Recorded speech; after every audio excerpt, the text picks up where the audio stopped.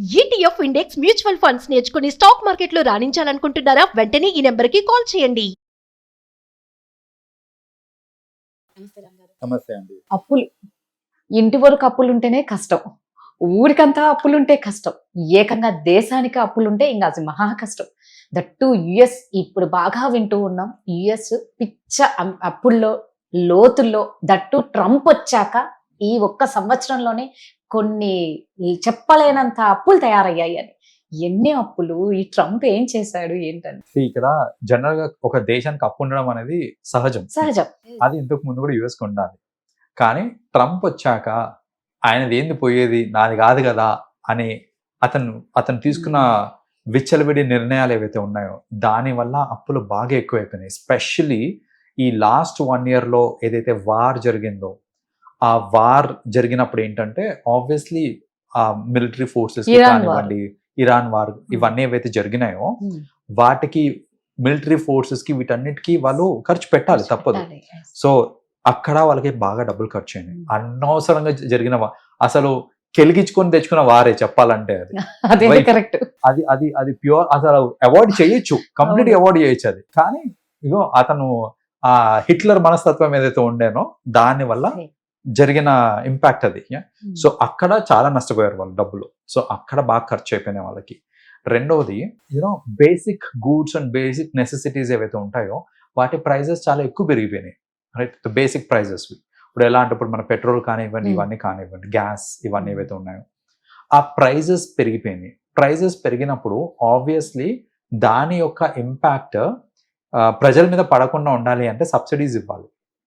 Subsidies కూడా గవర్నమెంటే ఇవ్వాలి కాబట్టి సబ్సిడీస్ రూపంలో కూడా వాళ్ళు ఎంతో అమౌంట్ నష్టపోయారు అక్కడ సబ్సిడీస్ ఇవ్వడానికి. లైక్ అదర్వైజ్ ఏంటంటే వీళ్ళ మీద ఎక్కువ పడతాయి అనేసి, లైక్ భారం అనేది ప్రజల మీద పడుతుంది. సో ఆ సబ్సిడీస్ కూడా ఎక్కువైపోయేసరికి వాళ్ళకి అక్కడ చాలా డబ్బులు నష్టపోయారు వాళ్ళు. సో ఈ ఇంపాక్ట్ మొత్తము ఇప్పుడు దేని మీద పడుతుంది అని అంటే ఆబ్వియస్లీ అక్కడ ఉన్న ట్యాక్స్ పేయర్స్ మీదనే పడుతుంది. అది మన ఇండియన్ ట్యాక్స్ పేయర్స్ కానివ్వండి, యుఎస్ ట్యాక్స్ పేయర్స్ కానివ్వండి, ఎవరన్నా కానివ్వండి, అక్కడ ట్యాక్స్ పేయర్స్ మీద ఈ భారం అంతా పడుతుంది ఇప్పుడు.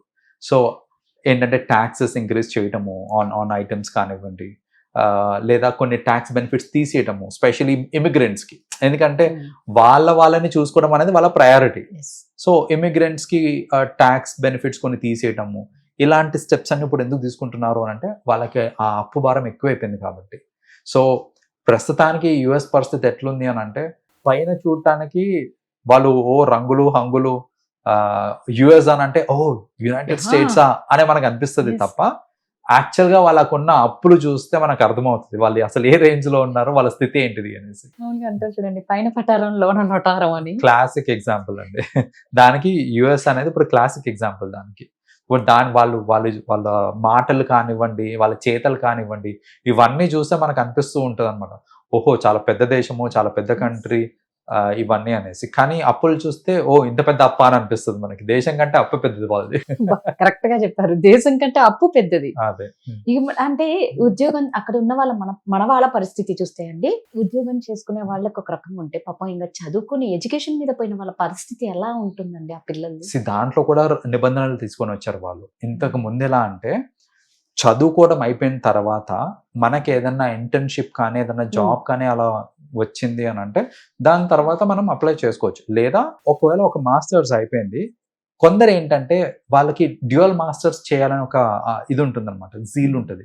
సో మాస్టర్స్ కంప్యూటర్స్ మీద చేశాను, నెక్స్ట్ నేను మాస్టర్స్ ఏఐ మీద చేద్దాం అనుకుంటున్నాను. అలాంటి వాళ్ళకు కూడా ఇప్పుడు రూల్స్ ఎలా పెట్టారు అని అంటే నువ్వు యుఎస్ లో ఉండి ఇంకొక మాస్టర్స్కి అప్లై చేయడానికి లేదు, నువ్వు మళ్ళీ ఇండియాకి వచ్చేసి మళ్ళీ ఫ్రెష్గా అప్లై చేసుకో, మేము అప్రూవ్ చేస్తే రా, లేదంటే పో, అక్కడే ఉండు నువ్వు. ఇలా ఏంటంటే ఇవన్నీ కూడా ఈవెన్ స్టూడెంట్స్ వీసాస్ కూడా బాగా స్ట్రిక్ట్ చేసేసి వాళ్ళకు కూడా కొన్ని ఆంక్షలు వాళ్ళు పెడుతున్నారు అనమాట. అవి ఏంటంటే చాలా స్ట్రిక్ట్గా ఫాలో అవుతున్నారు.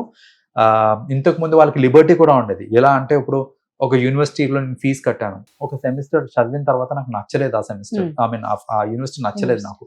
సో నేనేంటంటే నాకు ఫ్రీడమ్ ఉండే, నేను వేరే యూనివర్సిటీకి అక్కడ నుంచి సెకండ్ సెమిస్టర్కి వేరే యూనివర్సిటీకి వెళ్ళిపోవచ్చు అనేసి. ఇప్పుడు కరెంట్లీ ఏంటంటే నీకు నచ్చలేదా, నువ్వు ఇండియాకి వెళ్ళిపోయి వేరే యూనివర్సిటీకి మళ్ళీ అప్లై చేసుకో, మేము నీకు మళ్ళీ వీసా ఇస్తే రా, లేదంటే ఆడనే ఉండు. సో ఇలాంటివన్నీ జరుగుతున్నాయి.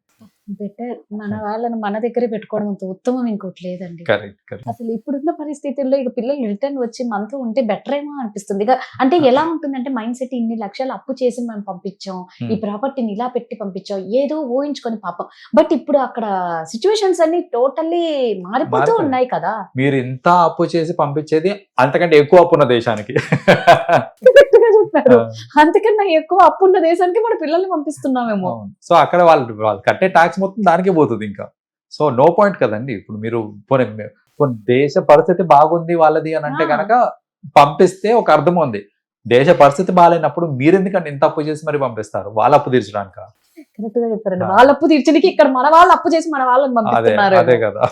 అయితే ఇప్పుడు నాకు ఒకటే, ఇప్పుడు అక్కడ ఇరక్కపోయి అంటే మనం మాట్లాడుకుంటాం పర్సనల్ గా, మన పిల్లలు కజిన్స్ కానీ ఎవరైనా ఉంటారు అక్కడ ఇన్ని రోజు ఉద్యోగం కోసం ఇంకా వెతుకుతూ వెతుకుతూ వెతుకుతూ అలసిపోయిన వాళ్ళు చాలా మంది ఉన్నారు. అవును నాకు అనిపిస్తుంది బెటర్ ఇక్కడికి వచ్చి ఏదో ఒక జాబ్ చేసుకొని ఉంటే బెటర్ ఏమో. ఫ్యూచర్ లో ఇంకెన్ని వస్తాయో.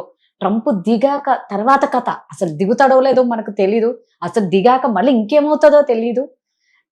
అంటే ఎలా ఉంటుందంటే పేరెంట్స్ మైండ్ సెట్, ఇన్ని లక్షలు మేము అప్పు చేస్తాం, ఇప్పుడు చావైనా బతుకైనా అక్కడే అని అనుకుంటే అది కష్టమేమో నా ఫీలింగ్. ఏమంటారు? కరెక్టేనండి. ఎందుకంటే కొందరు పేరెంట్స్ అలా ఆలోచిస్తారు. ఏంటంటే నిన్ని లక్షలు పెట్టి నేను నన్ను పంపించాను కదా, నువ్వు వెనక్కి వచ్చేస్తే ఎలా, అవన్నీ వేస్ట్ అయిపోయినట్టే అలా ఆలోచిస్తారే తప్ప అసలు వాడు ఎంత నలిగిపోతున్నాడు అక్కడ, అది వాళ్ళు పడే బాధ ఏంటి, అసలు పోనీ అక్కడ టైం స్పెండ్ చేస్తే దాని వల్ల వచ్చే ఏమన్నా ఉంటే ఉందా? నువ్వు ఎంత కష్టపడినా ఓకే. సో అది దాని వల్ల ఫలితం లేదు అన్నప్పుడు we have to be little soft. ఇంకా అంతే కొన్ని అయిపోతుంటాయి లైఫ్ లో. అంతే. సో బెటర్ వాళ్ళు వస్తా అని ఒకవేళ పిల్లలు అంటున్నారు అని అంటే రానివ్వండి, అంతేకాని డబ్బులు వేస్ట్ అయిపోతాయని ఆలోచించుకోండి. మన పిల్లలు మనకు మోస్ట్ ఎస్, అది నిజంగా. డబ్బు అనేది తర్వాత అయినా మనం ఎలాగో సంపాదించుకోవచ్చు, కానీ మళ్ళీ పిల్లలు అక్కడ నలిగిపోతూ వాళ్ళని చూడలేక కొంతమంది సెన్సిటివ్ ఉంటారు పిల్లలు. వాళ్ళకి నిజంగా పేరెంట్సే చాలా ధైర్యం చెప్పాలి. కరెక్ట్. పాపం అక్కడ ఉన్న పిల్లలు ఇక్కడ పేరెంట్స్ కి ధైర్యం చెప్పే వాళ్ళు కూడా ఉన్నారు. అవును అవును నిజంగా ఇది అంత ఎమోషనల్ గా అయిపోయిందండి. అవును ట్రూ అండి. Thank you. వెల్కమ్.